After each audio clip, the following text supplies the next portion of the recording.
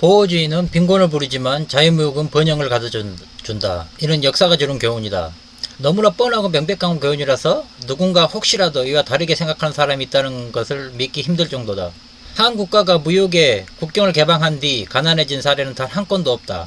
노예무역이나 마약무역을 하는 경우는 다른 문제이다. 자유무역은 해당 국가에 도움이 된다. 심지어 이웃 국가들은 국경을 닫아놓고 있는데 자기들만 개방을 한 경우에 좋다 그렇다. 당신네 거리의 상점들은 다른 거리의 생산품을 받아들이지만 다른 거리는 자신들이 생산한 것만 팔 수 있는 상황을 상상해봐라. 누가 패배자가 되겠는가. 이것은 지금 이성적 낙관주의자라는 책에 소개된 내용입니다.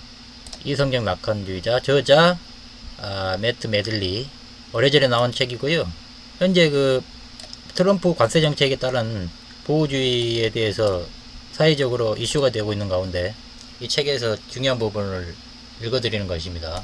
계속 읽자면, 하지만 20세기에 이르러 제1차 세계대전의 여파로 이웃나라는 빈곤에 빠뜨리는 시도하는 국가가 하나둘 생겨나기 시작했다. 1930년대 인플레이션과 실업이 악화되자 각국 정부는 하나둘 자급자족과 수입 대처를 추구하기 시작했다.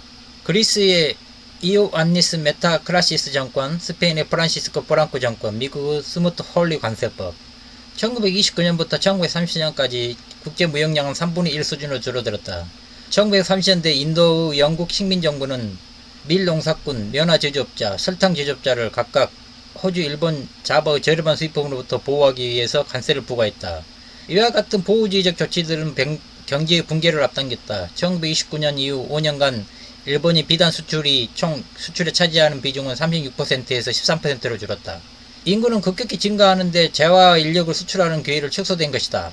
일본 정부가 대안으로 제국주의적 공간을 찾기 시작한 것은 놀라운 일이 아니다. 그리고 2차 세계대전 후 라틴 아메리카 대륙 전체가 자유무역과 결별해 몇십 년에 이르는 경제 침체를 자초했다. 나을 프레비시라는 아르헨티나 경제학자의 영향이었다. 그는 리카도의 논리의 허점을 발견했다고 믿었다. 자와 할랄 네루가 이끄는 인도도 자급자족 경제를 택했다. 국내 수입 대체품을 생산하는 붐이 일어날 것이라는 희망을 품고 무역의 문을 닫은 것이다. 결과는 역시 경기 침체였다. 그래도 똑같은 시도가 계속되었다. 김일성 치하의 북한, 엠보 호자 치하의 알바니아, 마오쩌둥 치하의 중국, 피델 카스트로의 치하의 쿠바, 보호주의를 택한 나라는 모두 어려움을 겪었다. 이와는 다른 길을 간 나라들이 있었다. 싱가포르, 홍콩, 타이완, 한국, 그리고 나중에 모리셔스가 그랬다. 이들 국가는 경의적 성장의 동행하가 되었다. 20세기에 방침을 바꾼 나라들이 있다. 독일, 일본, 칠레, 마오쩌둥 이후 중국, 인도, 그리고 좀 더 최근에 우간다나 가나가 그에 해당한다. 중국은 20년에 걸쳐 수입 관세를 55%에서 10%로 늘렸다. 이와 같은 개방 정책으로 중국은 세계에서 가장 폐쇄된 시장에서 가장 열린 시장으로 바뀌었다. 그 결과 세계에서 가장 경제성장 빠른 나라가 되었다. 이오한 노르베리는 말했다.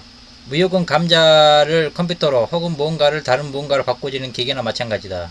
그 기계를 손에 놓고 싶어하는 사람들이 어디 있겠는가. 무역은 예컨대 아프리카 장내 전방을 바꿔놓았다.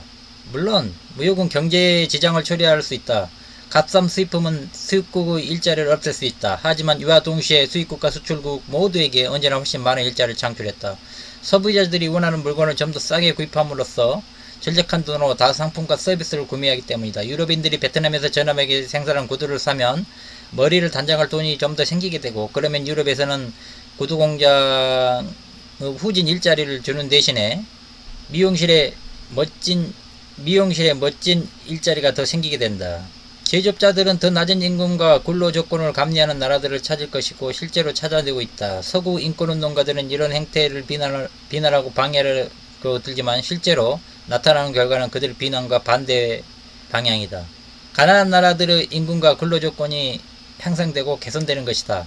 따라서 이는 최저 수준을 찾아가는 경주라기보다는 최저 수준을 높이는 경주에 가깝다. 베트남에 있는 나이키 노동력 착취 공장을 예를 들어보자. 현지 지방정부가 소유한 공장에 비해 임금은 3배로 높고 시설도 훨씬 좋다. 그 지역 임금과 근로 조건을 향상시키고 있는 것이다. 교역과 아웃소싱이 가장 크게 팽창한 기간 동안 아동노동은 1980년에 비해 절반으로 줄었다. 만일 이것이 근로 조건이 약하려면 그런 일이 더 많이 생기게 하라라고 쓰여 있습니다. 시간이 나시면 이 책을 읽어보시기 바랍니다. 그렇다면 이렇게 뻔한 뻔하고 역사적으로 고증된 사실 있는데도 불구하고 트럼프 정부가 관세를 왜 이렇게 강요를 하는지를 모르겠으나, 여기 보면은 1930년대 인플레이션과 실업이 악화되자, 그죠? 인플레이션과 실업이 악화되자 각국 정부는 하나둘 자급자족과 수입 대체를 추구하기 시작했다. 그러니까 이제 트럼프 정부의 OBBBA 법안을 보면은 뭐 머스크도 비판을 하고 있지만, 일단 세금을 감세를 하고 재정 수입이 줄면서 또 지출은 더 늘어나는, 재정 적자가 더 늘어나는 방향으로 가고 있어요. 그와 반면에 관세 정책은 그 타국에 대한 무역을 저지하면서 관세 수입이 또 발생을 한다고 했죠. 트럼프가 엄청난 수입을 낼 것이다, 이제 이런 쪽으로 설명했던 게 나와요. 그러니까 이제 이게 보면은 이제 왜 이제 국제 무역 관계는 제한하고 국내는 감세를 통해서 육성하겠다, 이런 방향으로 가고 있는 거예요. 뭐 고립주의까지는 아니지만, 그리고 또 한 가지 문제가 되고 있는 것이 미국 그 재정 적자잖아요. 그 중에서도 이제 국채 이자 비용 부담이 국방비를 이미 초월했다, 이제 이거죠. 그러니까 뭐 미국 입장에서는 달러라는 어떤 그 기축통화를 갖고 있지만 국방비로 지출한 비용보다 이자 비용으로 더 나가고 있는 이런 문제, 비생산적인 곳에 나가는 거예요. 대해서도 트럼프를 다 생각하고 있지 않을까. 그러나 이 책에서 말하는 거는 결국 교류 중단과 제한 축소는 결국 서로 무역을 하는 양 당사국에 부정적인 효과를 낳을 것이다. 그게 역사적으로 사실관계를 들면서 이렇게 확인을 하고 있습니다. 그게 맞다는 거예요. 물론 뭐 이렇게 관세 정책을 펴서 국제 무역 관계가 충격을 받는 가운데, 예를 들어서 중국 같은데 지금 경기가 아주 안 좋다고 그래요. 뭐 임기점에 도달했느니 시진핑 정권이 바뀌느니 이제 이러는 소식들이 왕왕 전해지고 있습니다. 그리고 중국의 어떤 뭐 AI 투자나 4차 산업 투자나 이런 것들은 전부 수출해서 남은 그 흑자를 가지고 운영하는 것 같아요.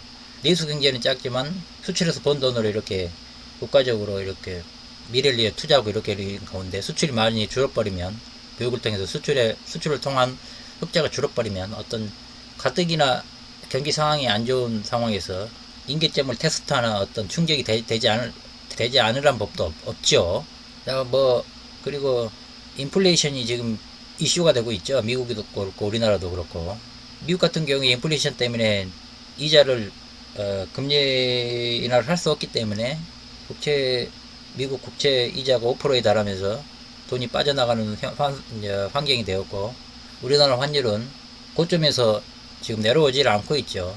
1380원, 1400 이 부근에서 모두 연관되어 있는 것 같고, 오늘은 뭐 제가 이 책을 소개시켜 드리기 위해서 일단 동영상을 올린 것입니다.